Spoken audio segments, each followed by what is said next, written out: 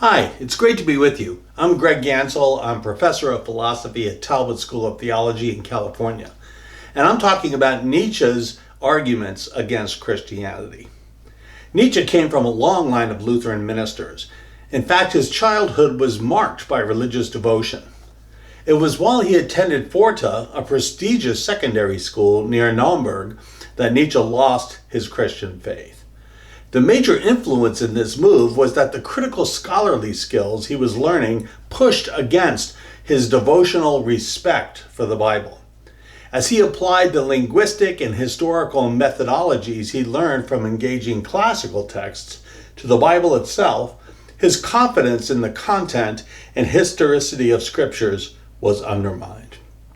At this time, as biographer Julian Jung reports, Nietzsche recommended Karl von Hese's work, The Life of Jesus, to his sister.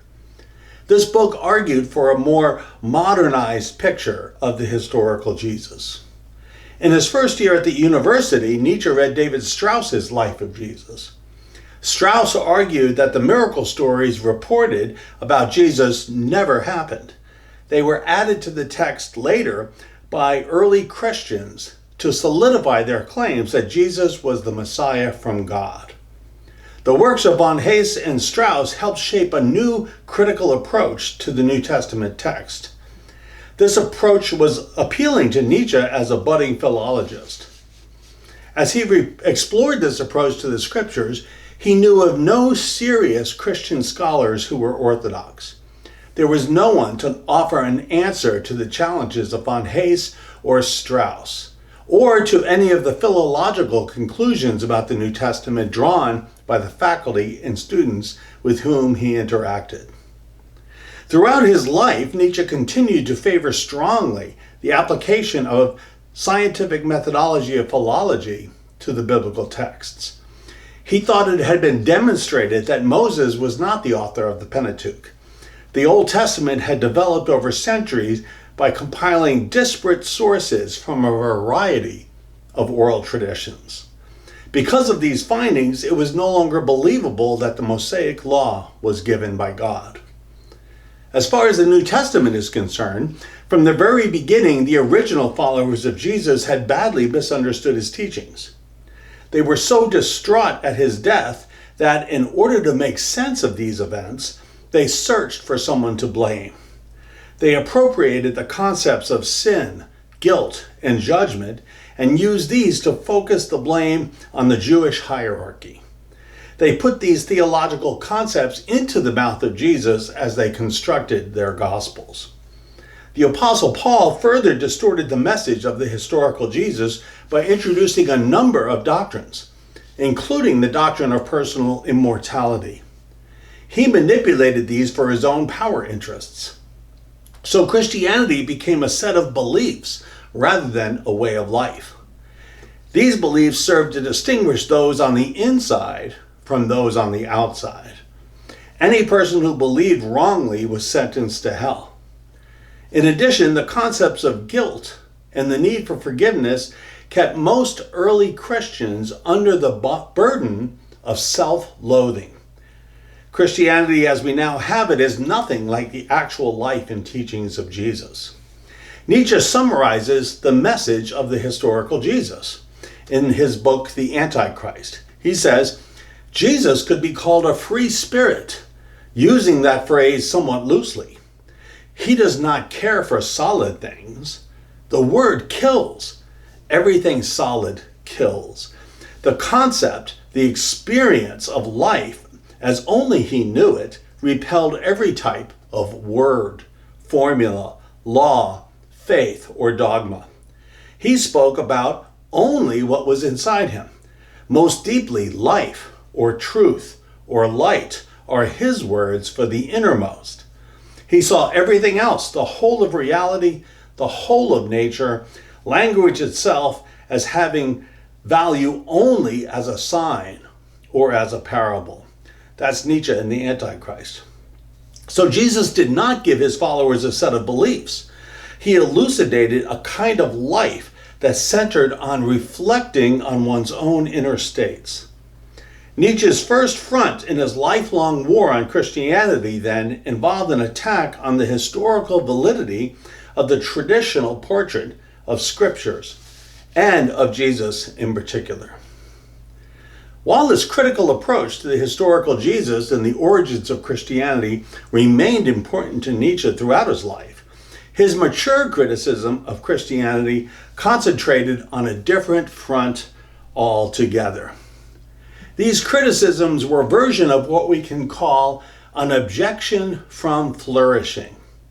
He claimed that Christianity is fundamentally anti-life. This objection was connected to Nietzsche's use of biblical criticism.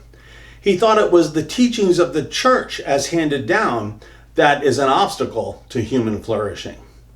This teaching, however, is a distortion of the original aim of Jesus.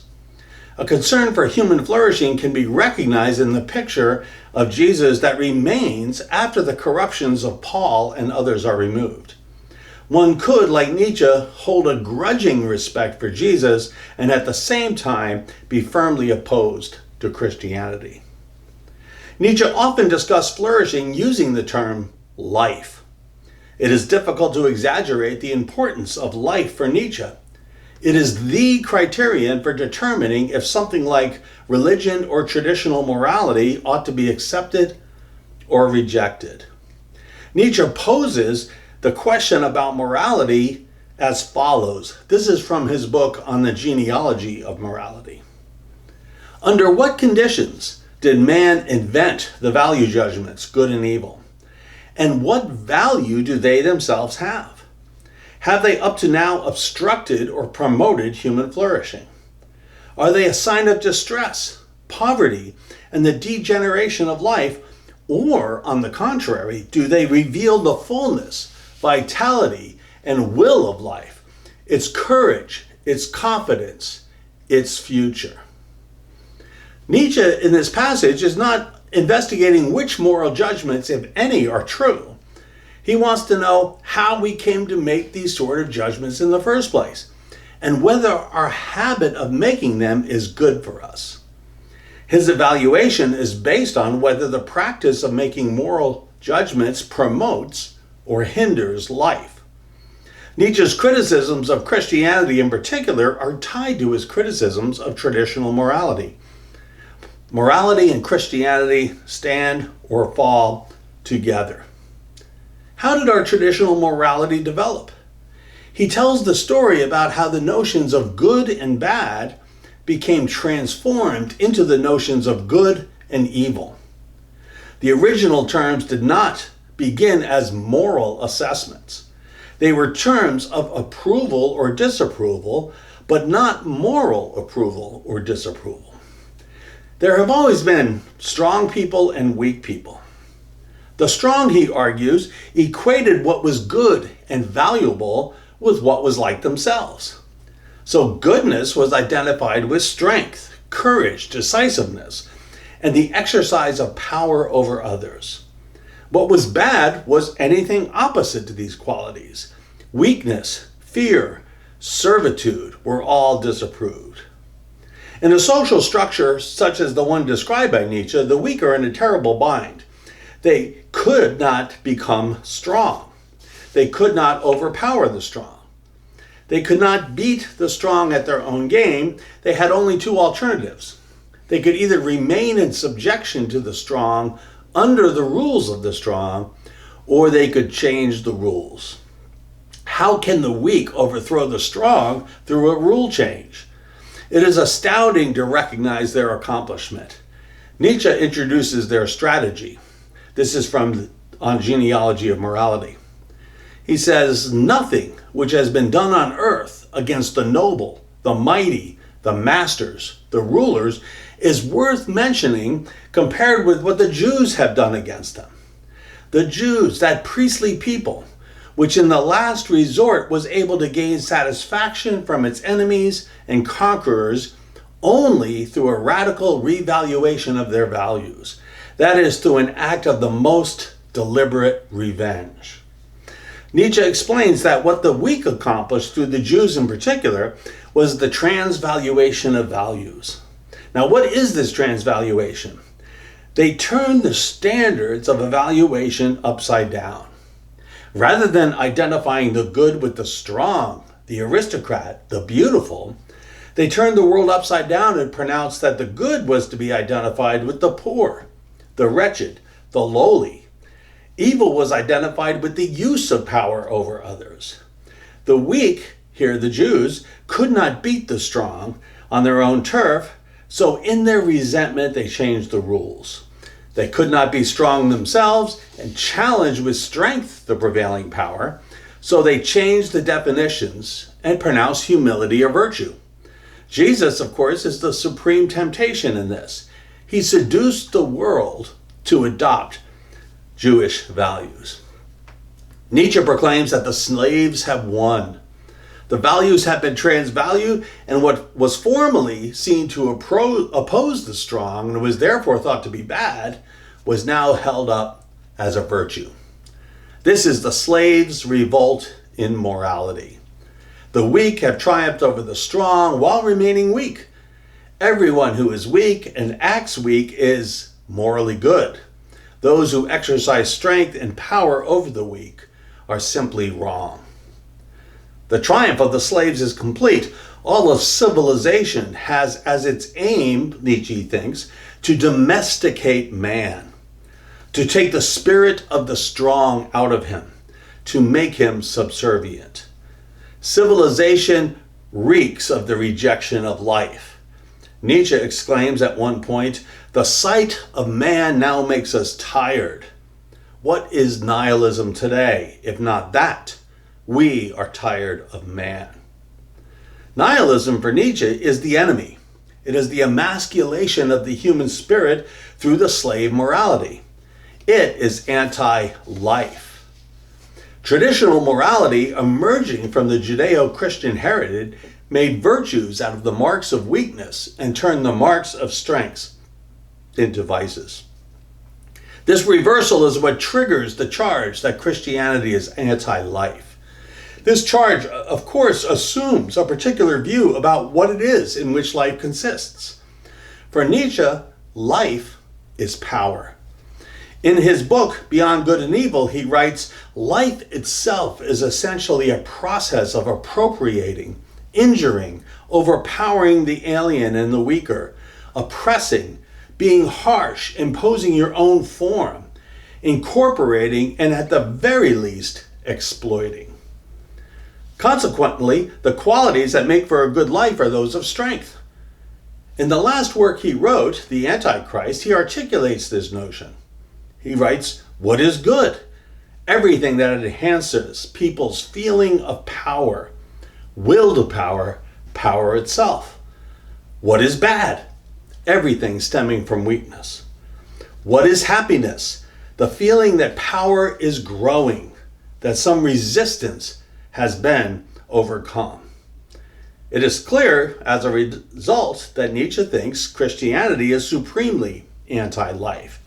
He goes on, "Christianity has taken the side of everything weak, base, failed. It has made an ideal out of whatever contradicts the preservation instincts of strong life. It has corrupted the reason of even the most spiritual natures by teaching people to see the highest spiritual values as sinful, as deceptive, as temptations." Both Christianity and traditional morality hold forth what Nietzsche calls the ascetic ideal. The ascetic ideal is the notion that we are under obligation to sacrifice our self-oriented desires for something greater. He thinks the ascetic ideal commands us to turn away from the very things that bring life and turn towards things that are life-denying. Nietzsche's critique here, notice, is not primarily that Christianity is false. Rather, he rejects it because it is weak, trivial, disgusting. He thinks that no one can want to be a Christian. In The Antichrist, he writes, "Our age knows better. What used to be just sickness is indecency today. It is indecent to be a Christian these days, and this is where my disgust begins." He pronounces in The Gay Science with kind of a hint of glee What decides against Christianity now is our taste, not our reasons. So how do we think about this as apologists? Although both of the themes that we have traced deserve careful reflection, it is the charge that Christianity is anti-life that is most relevant today. Nothing makes it more difficult for people to be open to the life and claims of Jesus than this notion. Many critics of Christianity hold to something like this: I'm pretty sure that Christianity is false, and it is a good thing that it's false. There are two responses we must make. First, we have to face the fact that Nietzsche is in part right. People sometimes leave the faith because they see Christianity as a burden that squelches life. Furthermore, the Christian gospel we live out often seems to many people to fit Nietzsche's picture of Christianity more than it fits the life to which Jesus actually calls his followers. Second, the Christian apologist must hold forth the claim that Christianity, the Christian gospel, is a better story about what life is all about. Fortunately, Christian apologists may argue that the gospel itself is a vision of human flourishing that captures the deeper desires of the majority of human beings. The apologist then may unfold this story in a way that makes it visible to others. Jesus calls us to a life that is to be lived abundantly. One practical tip for us is to draw from the resources of the New Testament. Paul wrote that the fruit of the Spirit is love, joy, peace, forbearance, kindness, goodness, faithfulness, gentleness, self-control. We can show this text to someone and ask if this list captures the kind of life and the kind of relationships the person longs for. Nearly everyone will say yes. So Nietzsche does think that Christianity is false because the Bible is suspect. But mostly it's that Christianity is distasteful because it is anti-life. As apologists, we want to be able to answer both fronts. That the true path of Jesus is the path to flourishing. And that is our calling.